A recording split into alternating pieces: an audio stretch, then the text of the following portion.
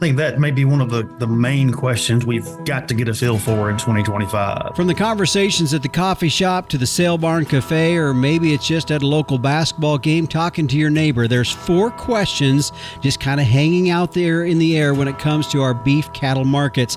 And I can guarantee you've probably engaged with someone recently over one or maybe more of these questions. So today, Dr. Kenny Burdine out of the University of Kentucky joins me as he identifies these 4 questions that the 2025 cattle market will need to answer on this episode of the Working Ranch Radio Show.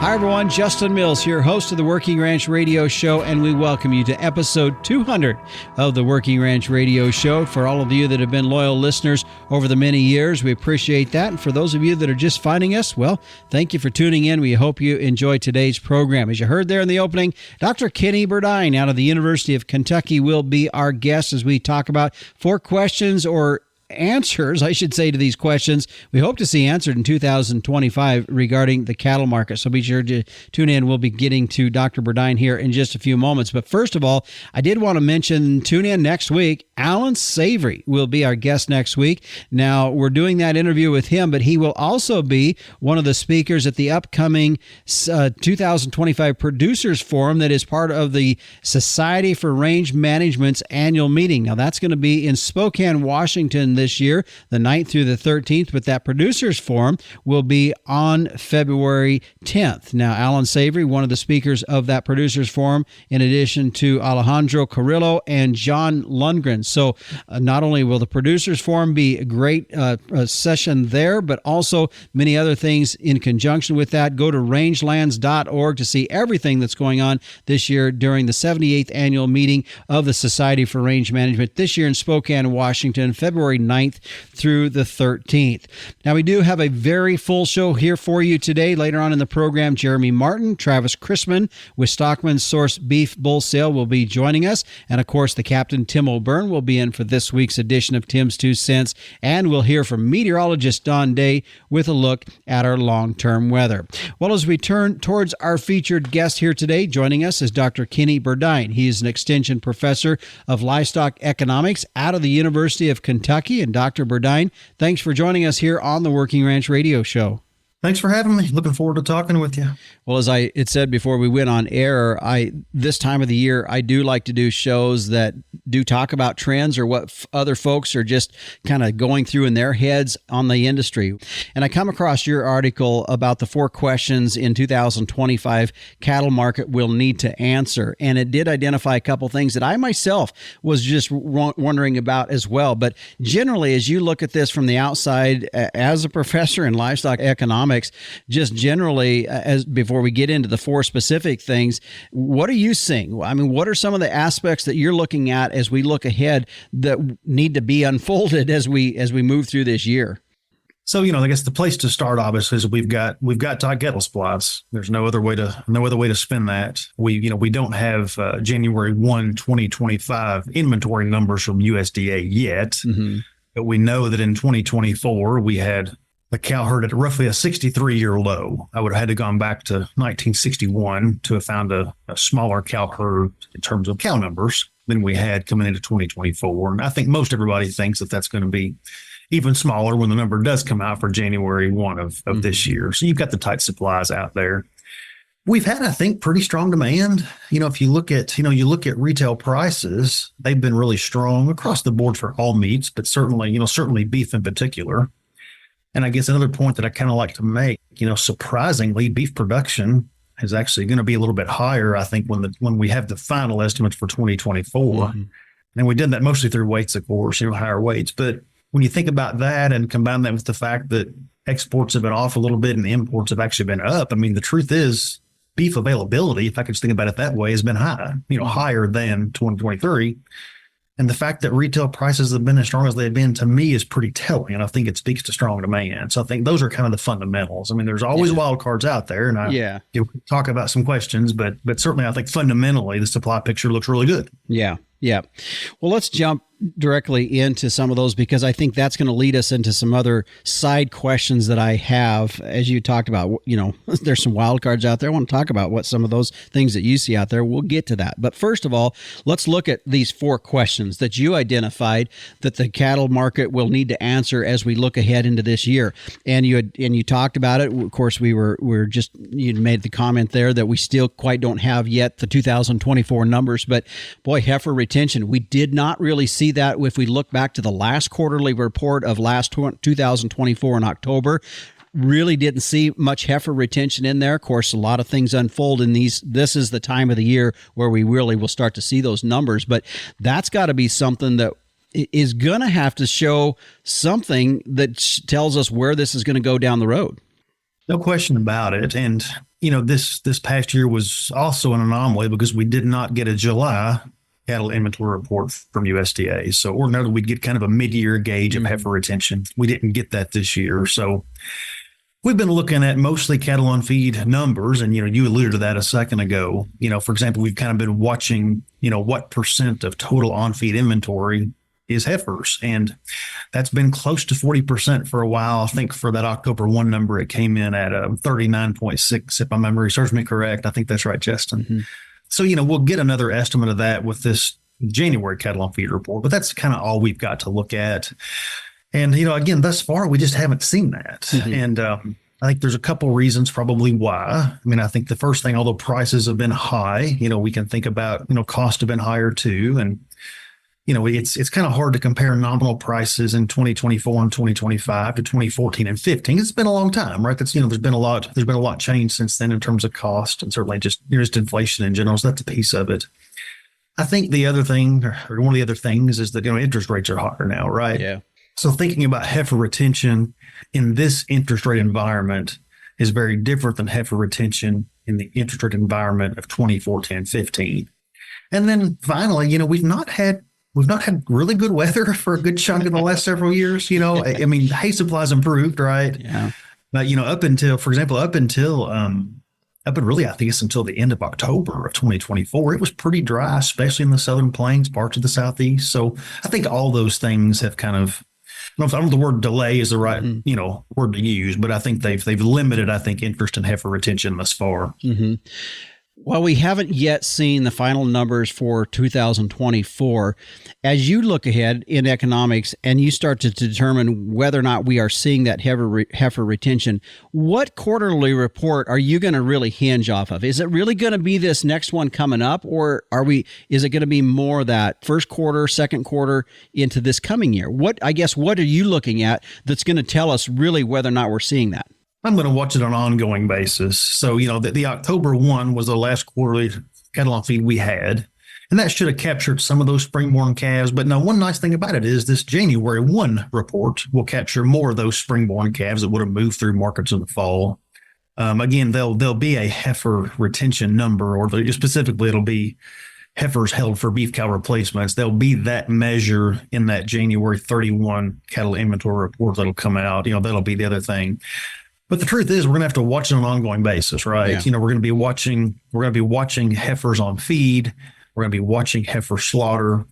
Going to be watching cow slaughter too, right? As we think about the cow herd, there's 2 ways that moves, right? You've got how hard I cull the existing cow herd, and then that in comparison to how I bring heifers into the herd. So I think all those 3 things we'll be watching throughout 2025 for signs of expansion. Yeah. That was a good point. I guess I didn't think about that. The other side of that is, while we're really contemplating, and our conversation has been around these cattle entering the herd, there's also quite a few cattle that are probably needing to leave out. I know for our herd, we're a prime example of that, where we've got some very old cows that at some point are going to have to get replaced.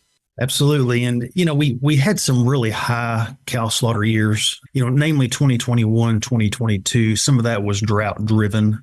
Cow slaughter has been off a little bit since then.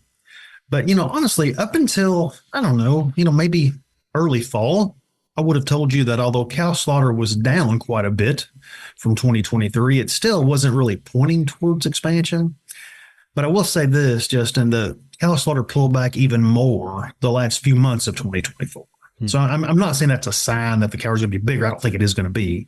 But I definitely think we're trending that way. That if we start to see some heifer retention, we could start seeing these numbers grow at some point. So we probably won't see it 2025, but there's potential for 2026 to see some growth. Yeah. Yeah, just one of those factors to watch. Okay, Dr. Kenny Burdine is my guest here today. He's out of the University of Kentucky. He is addressing his 4 questions that the 2025 cattle market will need to answer. We just talked a little bit about heifer retention. Coming up, we're going to talk about slaughter weights. Man, oh man, have these weights continued to move higher and higher. In fact, as he was just talking about, beef production numbers are up. So we're going to talk about all of that when we come back here on the Working Ranch Radio Show. But this segment today brought to you by Ambrook.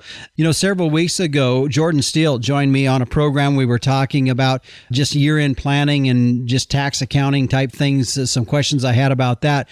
I also asked him about what is he seeing as far as accounting software that ranchers are using. And one that he has heard some things about is Ambrook, some that some folks are moving over to.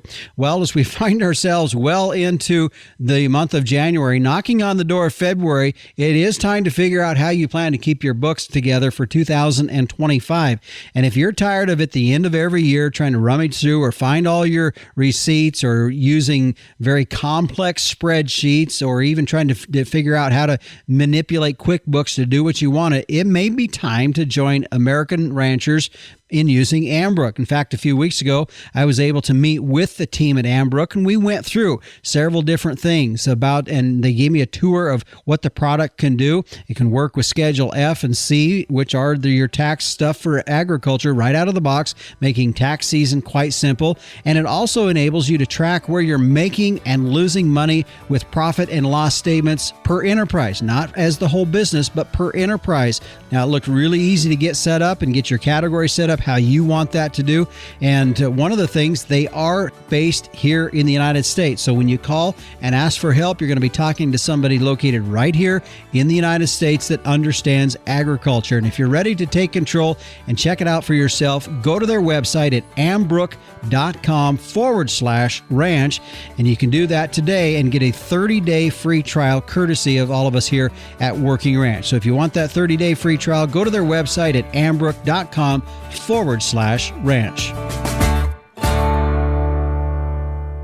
With rising feed costs and an increased focus on sustainability within the beef industry, feed efficiency is more than a buzzword. It's rapidly becoming a battle cry in an industry challenged to do more with less. By incorporating today's Limousine and Limflex genetics into your planned crossbreeding program, you can capitalize on the breed's inherent feed efficiency advantage and moderate cow size, while still banking the premiums paid for high-quality, high-yielding carcasses.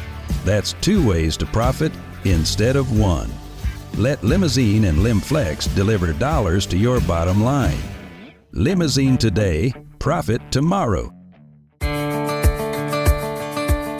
Dr. Kenny Burdine with the University of Kentucky is joining us here today. We're talking about the 4 questions that the 2025 cattle market will need to answer. In the previous section, we addressed heifer retention. Second point in this, Dr. Burdine, is, and this was something I had written down, and part of it stemmed from, as I sell calves every year, fortunately, been able to get a little bit of information back from the guy that I've been selling calves to. And from a year over year, these calves are going into slaughter 100 pounds heavier, at least ours were, than they were a year ago. And we continue to see the slaughter weights increasing. Can that continue? I think that may be one of the main questions we've got to get a feel for in 2025. One of the surprises, I think, something I didn't really see coming quite to this extent last year, the cow herd has been getting smaller, which means calf crops have been getting smaller. Yet surprisingly, if you look at, cattle on feed numbers, year over year, they've been running about the same for the bulk of the last, 12 months or so. And, we've kind of been in the perfect storm, Justin, where we've got high fed cattle prices, we've got high feeder cattle prices, meaning replacing those feds as they're sold as expensive. And then you've got cheap feed. Mm-hmm. So, the incentive for feedlots has been to take cattle to heavier weights, and they've sure done that. just looking at slaughter in terms of number of head, and this is everything. This is steers, heifers, and cows, but it's been down by more than 3%. But when you look at what it looks like is going to, end in 2024 with actually a little bit more beef production than 2023, we've largely offset those smaller slaughter numbers with weights. Mm-hmm. My gut says we're probably getting close to the limit there, but I don't have a lot to point to say that I know that I'm right. Yeah. One thing that I like to look at as kind of an indicator, what's going on, USDA puts out I think it's called weekly carcass premiums and discounts. And, one of the things you can look at is those discounts for heavy carcasses, and they show up in there, but the average is really, really small, mm-hmm. which tells me that a lot of them simply are not discounting. And I think until, as tight as supplies are, okay, as strong as demand is, I think that's going to persist until weights get to the point that it starts affecting efficiency in the packing plant, right? Yeah. If lines have to get slowed down, if cattle get caught in the kill box, things like that, could kind of cause us to enforce some of that a little bit more. So mm-hmm. that to me is one of the interesting questions of all is, we've really taken these weights up, and I think a lot of folks have been surprised by that. Mm-hmm. If you look at ERS's forecast for 2025, they're projecting beef production down about 3%. So I think they're kind of expecting that weights won't jump as much as they did certainly in 2024. Mm-hmm. My question on this element is on these slaughter weights is, as the producers, how are they going to perceive that? There has been a push to see some moderation in frame in our industry, but when we see that these weights moving higher and not being discounted as much, like you said, are we going to see some push to see frame come back to a bigger size of a cow? And I say that with not in favor. I guess that concerns me a little bit. Yeah, it's a neat question. And I think it sounds like you and I may be in the same camp. I think in a lot of cases, these larger cows don't always wean proportionally larger calves, right? Mm-hmm. Which kind of speaks to that. I think the potential of what you're describing is possible, meaning, if this continues, could it impact genetics to some extent? But, one cautionary thing that I would say to producers about that is you've always got to think about distinguishing between short run and long run, right? I don't know how long, this real incentive to take cattle heavier is going to be in play, right? And the type of genetic changes we're talking about, with frame size and cows, right? That's a much longer term decision. Mm-hmm. And I think, we sometimes in the industry, to be honest with you, think we have a tendency, to make long term decisions based on short run, short run indicators, right? Short run incentives. So I think the answer is, sure, it's possible, but I think it depends on how long these incentives stay in place. And again, that's probably why this 2025 question is going to be even more important. Mm-hmm. Yeah. All right. Let's move on to the next thing. And I think this also leads to some other dialogue as well when we start talking about demand. But let's talk about switching. And will we see greater than expected growth in the pork and the poultry production? What's your take on that? I've got some thoughts, but I want to hear you first. Well, we'd be glad to. And this is a perfect example of when an economist just kind of starts thinking out loud and writing, right? So that's kind of what goes on. But, the truth of the matter is, these, feed costs are significantly cheaper than they were 18 months ago. And, that impacts cost across the board, right? And it impacts cost for all species. And I think a lot of us, rightfully so, when we think about cattle market expectations, are focused on beef production, and we should be, right? But I think it's also important to remember that all of these meats compete, for space on the consumer plate, right? Mm-hmm. So it matters. And, one point I always like to make is that when you think about how quickly species can respond to things, that varies greatly, right?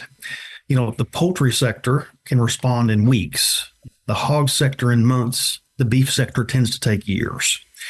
And I think that got lost a little bit back in the 2014, 15, 16 time period in that, we kind of had expansion signal across the board in 2014, but it took a couple of years for that to translate into higher beef production levels. However, we saw higher production levels for pork and poultry much quicker, which meant more competition. So back to your question now, I apologize for the sidebar, but, I think one of the questions that we have to ask is that going to lead to some additional growth beyond what's expected in pork and poultry? So if you look at a lot of the forecast, for both pork and poultry production increases for 2025, for example, they're kind of in that 1.5% to 2% year over year range, which that's an increase, right? But that's about trend in the poultry sector. Mm-hmm. And honestly, the size of the breeding hog herd hasn't really been growing much. We've been getting our production increases through productivity. So I guess one thing that I'm interested to look at is, are we actually going to start to see some additional growth in terms of numbers in addition to productivity gains that would actually mean that maybe we see more competition from pork and poultry than we expect in the next few years? Mm-hmm. Something to watch. Yeah. Well, and I think you hit one of the questions I had was, as these beef prices continue to rise in the grocery store, will we see that rise in the production of our competing meats that we see at the meat counter? Now, real quick question, though, because one of the issues, of course, in the poultry, and we're hearing this now, this is a current issue, and we see it specifically at the grocery store, bird flu, and how that's affecting, everything from egg prices to, of course, poultry at the meat counter. But, where are we at with that? It seems to be getting to be more of an issue all the time. And of course, it comes down to, how it really comes down to how much impact there truly is on production. We put together some outlook materials back in late November, early December here as part of my faculty role.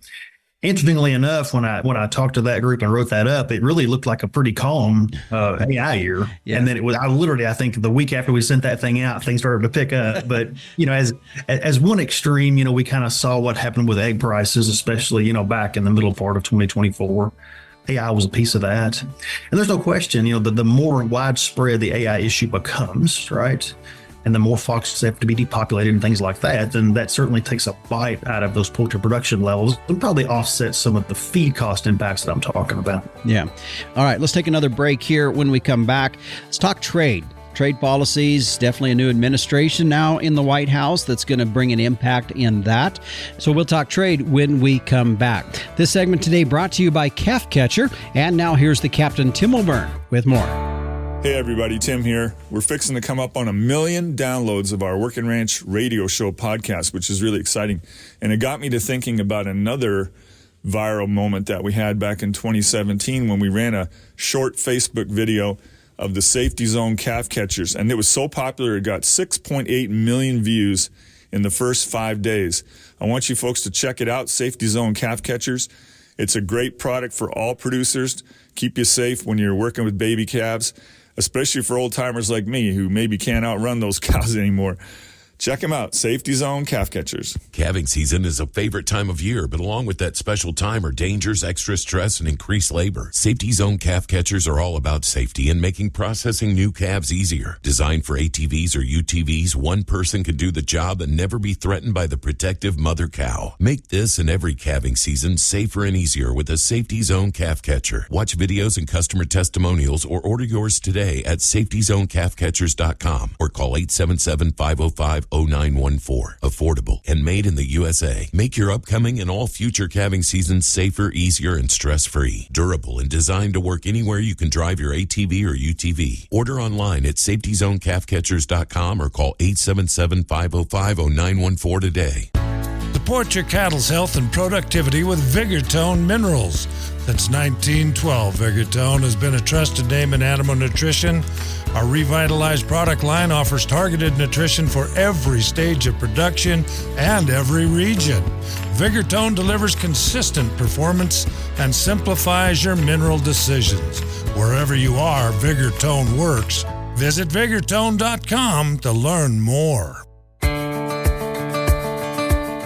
Welcome back to the Working Ranch Radio Show. My guest today is Dr. Kenny Burdine. He is with the University of Kentucky as their extension professor in livestock economics. And Dr. Burdine, now we move into the fourth question that the industry needs to look at answering in 2025. And kind of joking a little bit, where if this was video, you could see kind of each of us kind of have a smirk on our face, because when we talk about trade policy, my, oh my, this could go a lot of different directions. A new administration in the White House now that's definitely talking tariffs.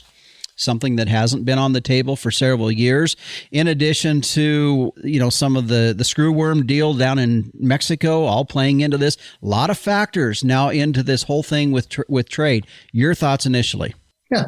Well, this definitely is one of those wild cards, and I think it's going to, it'll play itself out. It'll kind of dictate a lot of what the impact is. I guess maybe I'll start with the easy one if I can, Justin. We'll talk about that New World screwworm that you mentioned. That was, I think that email came out from APHIS. I believe it was the Sunday before Thanksgiving. I think that's when it was. Mm-hmm. So we haven't been getting live cattle imports from Mexico since then.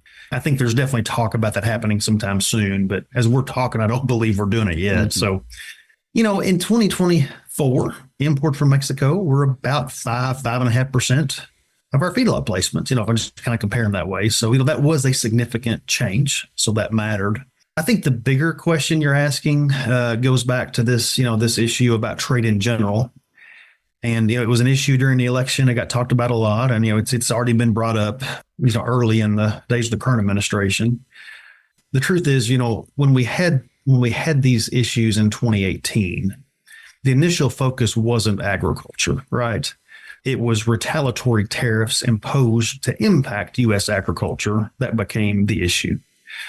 And I think, one way to look at that is, okay, just how dependent are we on trade? And I'm an economist. I think we benefit from trade for the most part. I do.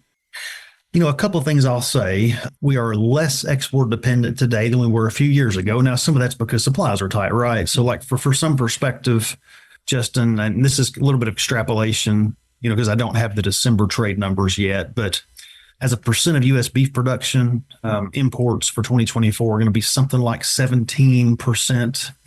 And then exports going to be something like 11%. So they work both ways, I guess I'm getting at. Mm-hmm, mm-hmm. The other point that I like to make is it kind of depends on the nature of the trading partner, right? So China is oftentimes the first one that people think of. Yeah.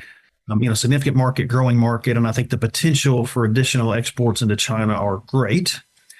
When China imposed tariffs on U.S. beef in 2018, I think, if I'm not mistaken, it was something like 0.2% of our beef production was going to China, so the impact was smaller. Now that number's bigger. For 2024, China was maybe 1.8% of our total beef production. So in other words, about 1.8% of our beef production was exported to China. So there's that. The other two that come to mind, obviously, our neighbors from the north and south, Canada and Mexico. Absolutely, we export, we export beef there, but we also import from there. So, one point I like to make is there's some two-way trade, right? So if tariffs are imposed that impact our exports to those countries, there's some potential for some of it to be offset, by importing less.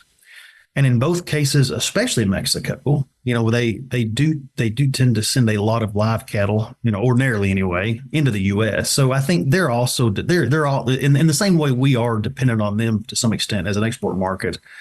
They're dependent on us too. Mm-hmm. So it's always complex discussion, and I think it depends somewhat on the trading partner. But those are the main three that were at the forefront in 2018, and I think probably will be again in 2025, I had to guess. Yeah.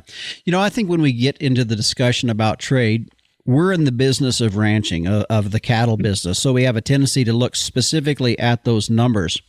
Whether we like it or not, though, isn't any factor or industry in the market sort of a pawn in the entire trade concept as a whole? I guess it kind of felt that way in the past. It was, the initial tariffs did not start with agriculture, mm-hmm. but we're in kind of a second level, if you will. The other thing I'd say, Justin, is, the beef cattle market, although it absolutely could be impacted without question, we are less export dependent than the hog sector or the poultry sector, or really a lot of the grain sectors for that matter. Right. Yeah. So again, it absolutely matters. Don't get me wrong. It absolutely matters. But, we still a good chunk of the beef we produce, the vast majority is consumed domestically. And I think that also does help somewhat in terms of these impacts, mm-hmm. potential impacts. Yeah. And I know in other discussions that I've had when it comes to trade, one of the things that we have to also keep into perspective for the beef industry, while we enjoy these higher prices, we're able to gather those because there's some of our lower cuts that we're sending overseas or to an export partner getting paid at a premium that we couldn't get here in the United States. And that really is, what you just mentioned is the general argument for trade as a whole, right? There are some things that had much more value in other places, right? So, for a long time, beef tongue was a good example of that, right? It had much more value in Japan than here. So, things like that give us the ability to add value. And, it's also probably worth mentioning this too, even on the import side, it kind of works the same way. There's different perspectives on that. And I respect all of those, but you think about right now with slaughter weights high as they are, I think we're running, I can't remember, 8-9% prime, for example. Mm-hmm. So, you can imagine there's a lot of fat probably in trim from U.S. packing pens.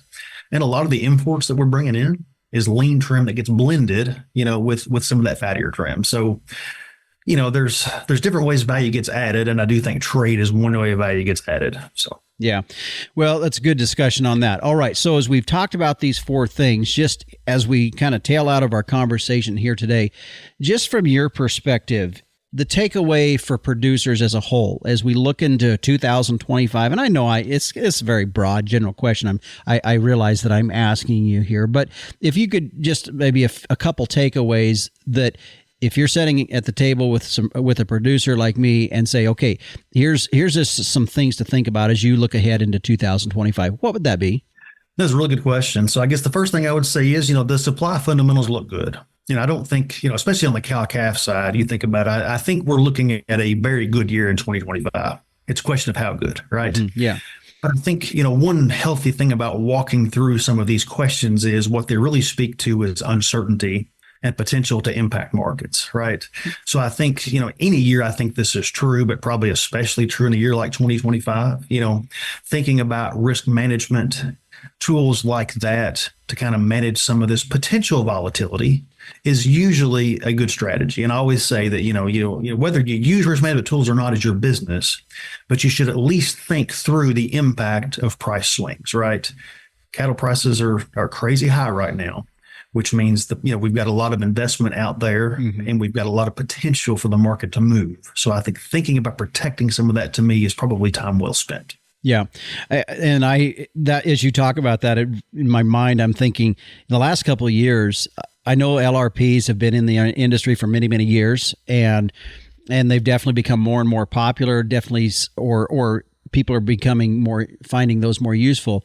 But in the last couple of years, as this market has went up, I have found in my discussion, frankly, and I might have guys email me that sell LRP say, hey, don't talk bad about them. But it's been frankly hard for me to want to jump into that deal when these prices are going up. Now, I realize I'm running that risk. Should something drastically happen in the market, I could be affected. I get that. But I guess I'm willing to run that risk.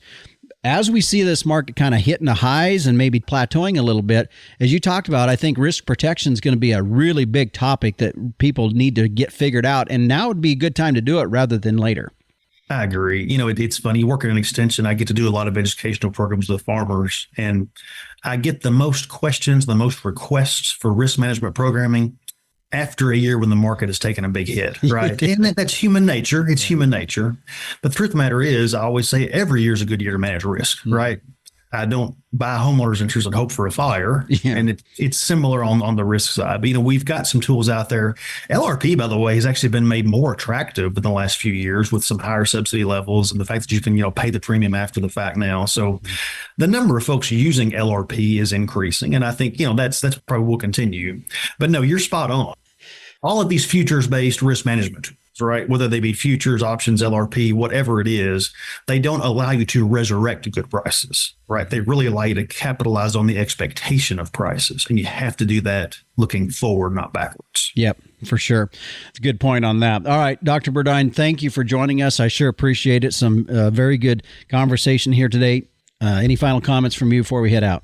No, so when I'm in Kentucky talking, I always say, folks, I wish you good weather and good prices. So I wish your listeners good weather and good prices. Well, that is a great quote to end on, because much of this country, and we'll hear later on from meteorologist Don Day in our weather report, it's been a brutal winter for a lot of folks across the country, and it's been a tough part for California with the fires that they're experiencing. Past couple months, it's been a little tough. So appreciate that well-wishing and wish you guys the best as well. Thank you much.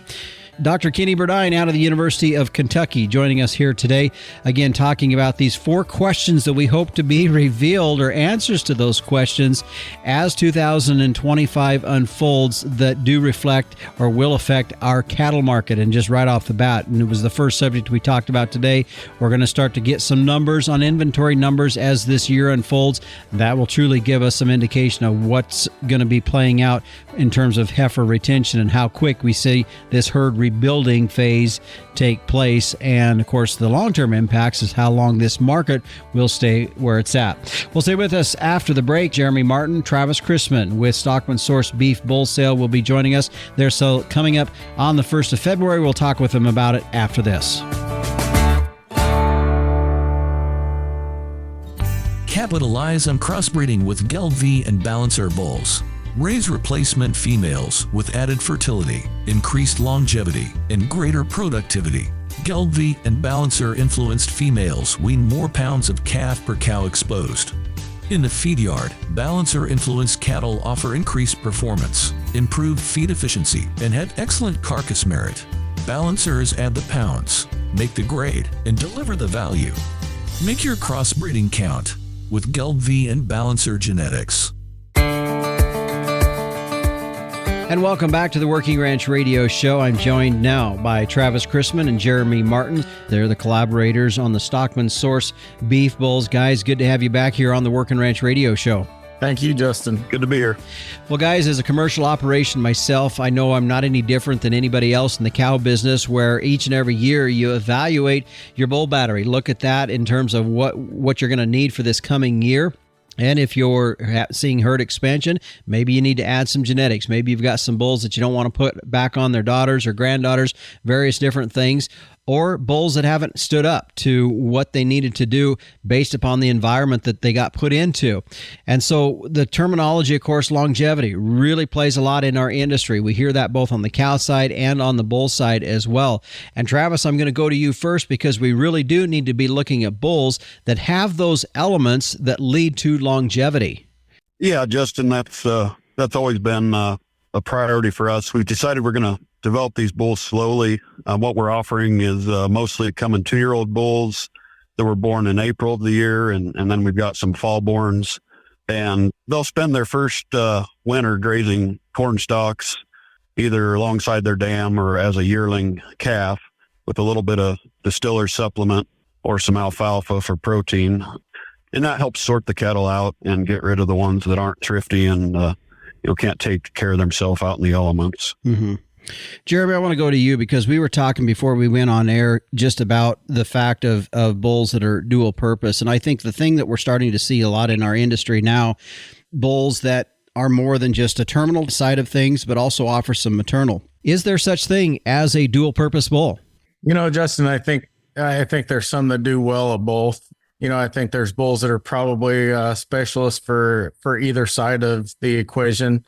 But, we run we run 3 distinctive enterprises, but the 2 that really matter on the bull sale are, our cows are run as inexpensively as we can. They graze every day of the year. We expect a lot from them in terms of mothering ability and reproductive efficiency. But on the flip side of that, we feed at least a couple thousand steers out of these bulls every year. We buy quite a few customer calves back, and we feed a lot of our own. And so, we expect these cattle to generate a lot of pay weight and some grid premiums in the feedlot.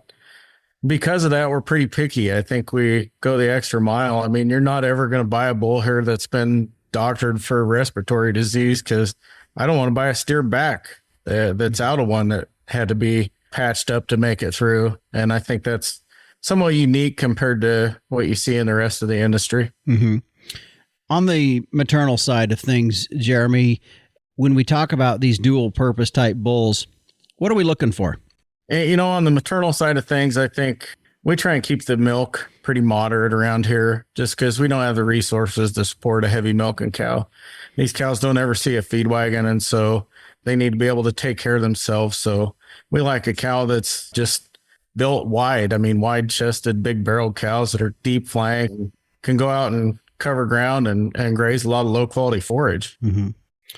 You guys, I know your sale is going to be coming up on the 1st of February. That is the first Saturday of the month. And let's talk a little bit about what we have offering on that. I know you typically offer about 160 head the last several years. It looks like you're doing that again this year. Talk a little bit about what that's going to be looking like this year. Yeah, Justin, there's about 165 bulls in the sale. Roughly 130 of them are the coming twos and about 35 falls. Within that 165, there'd be 35 straight Angus bulls selected, basically from the very upper echelon of our Angus cows. They're sort of the cornerstone of the program and the foundation of our Sim Angus cattle as well. And then the balance of them are about 130 will be quarter to half blood Simmentals, the majority of which are homozygous black, homozygous pulled. There's a few Baldies and a few Red Bulls kind of scattered through the offering, but those bulls would be built with the complementarity of the Simmental and Angus breeds. So, we're trying to achieve our maternal focus while putting enough extra muscle in the cattle to generate some pay weight in the feed yard. Mm-hmm. Now, I know one of the things with your guys' set of bulls here too is these are going to be older bulls. I know there's some fall bulls that are, were born in the fall, and then mostly coming 2-year-old bulls. That's something you guys have been doing. What do you hear feedback from your buyers about the age and the maturity in those bulls, buying them at that age? Our feedback's been really positive. The bulls hold up, they travel, they cover a lot of ground. We've never had to get them too fat or push them too hard. And, we test a lot of steers every year, and so we don't think it's necessary to push the bulls in a gain test type of scenario because we have so much data on steers that are siblings to them. Mm-hmm. They hold up, their feet work, they stay sound, and once in a while we get the argument that you don't get as many years out of them. Our experience has been exactly the opposite of that. Can I add to that, Justin? Yeah, I was just going right along with that. I did a little math on the sale offering, and the dams of the bulls we're offering, like nearly 40% of them are 9 years or older right now and still going strong. I mean, we got cows up to 14 that put bulls in the offering. And so I think it's no accident that these bulls are able to travel and last in their environment because we expect their mothers to do it also. Mm-hmm. Travis, I want to go back to you real quick. And I know when we start talking crossbred bulls, maybe a little misnomer in the industry a bit that you think, well, they can't be used on a heifer. It's not necessarily the case. Explain what you're finding.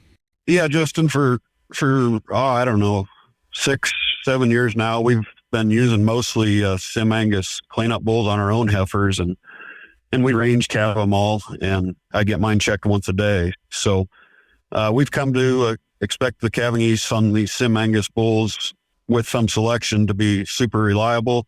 Over a quarter of the Sim Angus bulls offered, we recommend for use on heifers. So, and most of our Angus offering will be suitable for heifers. So if you're getting ready to expand your numbers through your heifer pen, we can help you out there. Okay.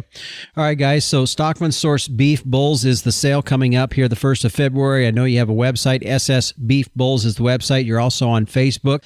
Sales coming up February 1st. Kind of work through the details on it. I know last year you guys moved to the sale barn there. I think, Jeremy, there at your place, and just kind of work through the day of the sale and times and everything going on.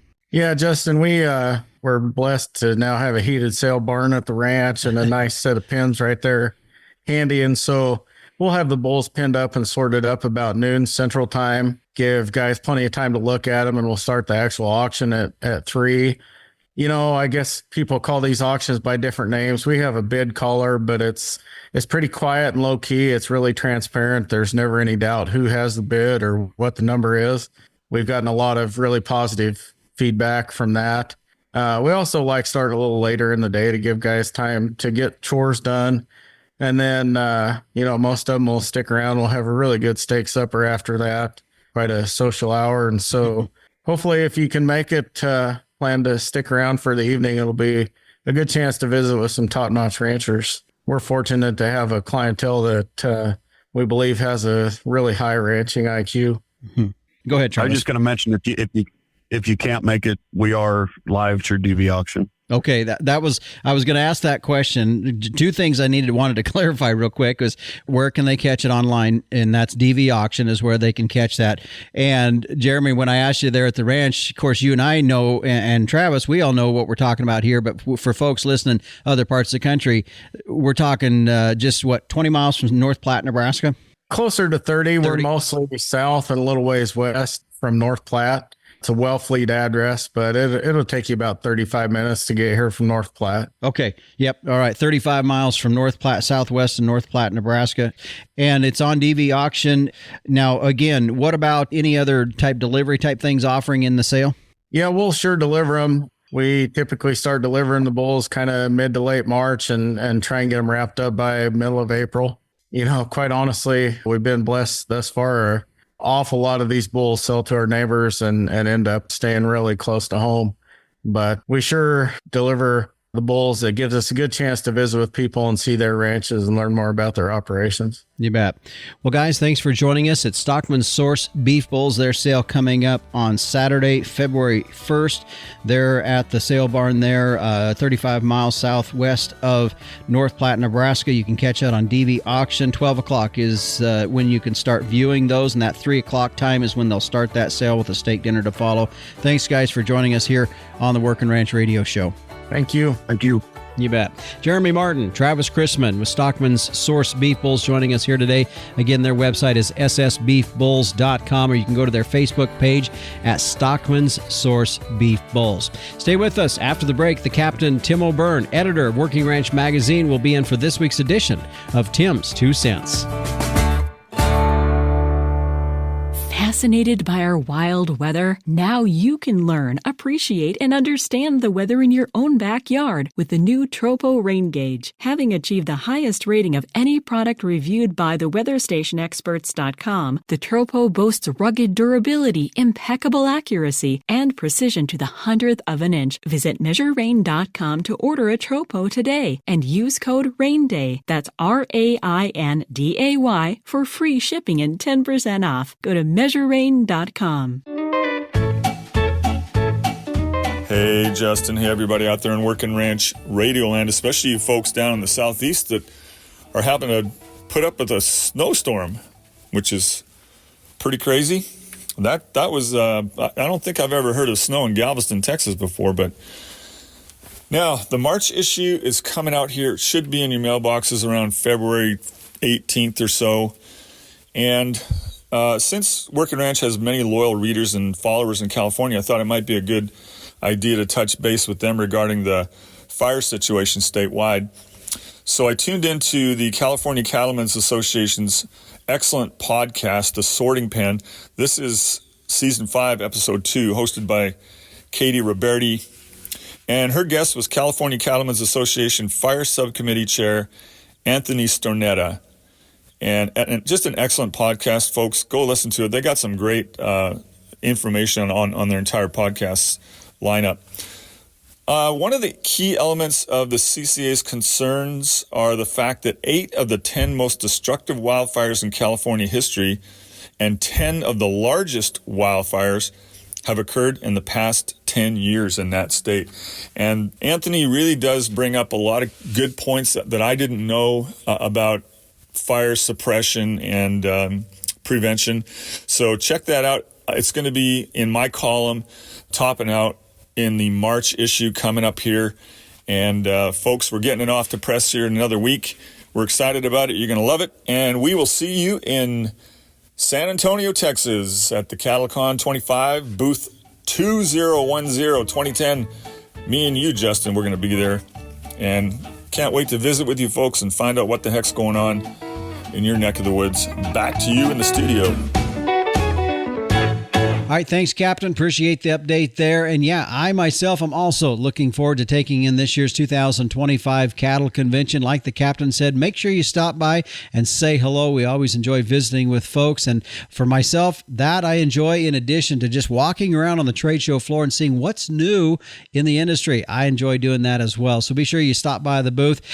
Here's another thing. San Antonio, Texas is one spot in the world I have ever yet to have visited. So I'm looking forward to seeing that. I've had a lot of friends from San Antonio, Texas, back in my days when I was with the livestock show and rodeo up in Billings, Montana. I knew all the counterparts that were part of the San Antonio Stock Show, so I know that's a big deal. That's going to be going on about that time. It's rolling up here rather close for the San Antonio Stock Show, so I'm looking forward to being there and also getting an opportunity to catch up with my nephew and his family. He's a doctor in the Air Force there, and so just a lot of great things. Looking forward to taking in this year's 2025 Cattle Convention in San Antonio, Texas.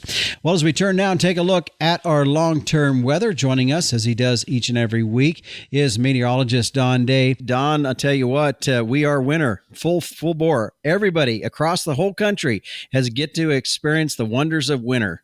Yeah, it's like Oprah when she gave away the cars. You get a car, you get a car, everybody gets a car, everybody gets winter. Winter was it kind of had a slow start, but boy, is it making up for that real quick. Yeah, for sure. Well, let's kind of sort through this a little bit as far as what you're seeing is making up how things are going to look into this next week as we're, of course, in the end of January and into first part of February.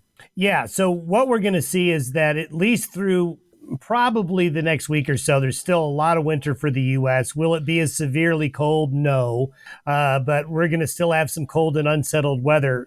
As we get into the middle part of next week, we're going to see a little bit of a readjustment in the jet stream. And what that means is a little bit more of a Pacific influence. I mean, we've been completely dominated by Canada and the Arctic. I mean, dominated, as we know, anybody that's been watching the weather. But there's a little bit of a break coming. The question is, though, is this break just going to lead to the possible release of more Arctic air as we get into early February? And that's on the table. Our confidence level isn't at the point yet to where we're saying it's a sure thing, but the way the pattern's evolving in the Pacific with where the high pressure is positioned, if it stays near where it is now or moves a little bit more to the west, then it is very possible that another one of these Arctic outbreaks is going to arrive in early February. And my rule of thumb is that usually up till about the second week of March, you can have these. So all indications suggest there's going to be a lot of winter across the nation in February. I do think it'll be more directed further west than what we've seen here over the last week. Okay. Well, I know for the southern part of the country, boy, it's been an awful rude awakening for winter. Yeah. That's basically a once in a lifetime event. Our records for that part of the country go back to the late 1800s. And there was a storm in 1899 that was known as the Great Blizzard that happened in that part of the country. So it's happened before, but it's been 130 years since it's been this severe. Now, you can go back and actually find several situations where it snowed in New Orleans, it snowed in the panhandle of Florida, it snowed in Houston or Galveston, but not to this level, not to this severity. Mm-hmm. We saw last week some pretty deep cold not that I was looking forward to it, but but some pretty deep cold. But as you're looking into February, and I know it's really hard to tell just what our lows or highs are going to be, but I mean, are we going to see some pretty deep cold like we saw this past week across the northern tier of the country? I think it's on the table. I think it's certainly a possibility. And the reason we say that is that the overall structure of the jet stream pattern across the northern hemisphere and where we're seeing the cold air starting to build up again is in a similar situation that we had. You got to remember when you're mild like a lot of the nation was, especially the central and the west in December, that doesn't mean the cold air, there's no cold air. It's building. It's just got nowhere to go. And so this is the time of year the cold air really builds in Siberia, the Arctic area, the north slope of Alaska. So usually the worst and deepest Arctic waves are January and February. So really the next 6 weeks, I think the potential for deep Arctic cold is likely to occur at least one more time, maybe two. Well, Don, appreciate the update. Look forward to not looking forward to the cold, but we look forward to just moving by one day at a time as we work through this. So thanks for the update here this morning. Thank you. And you can catch meteorologist Don Day each and every morning on his daily video podcast at dayweather.com.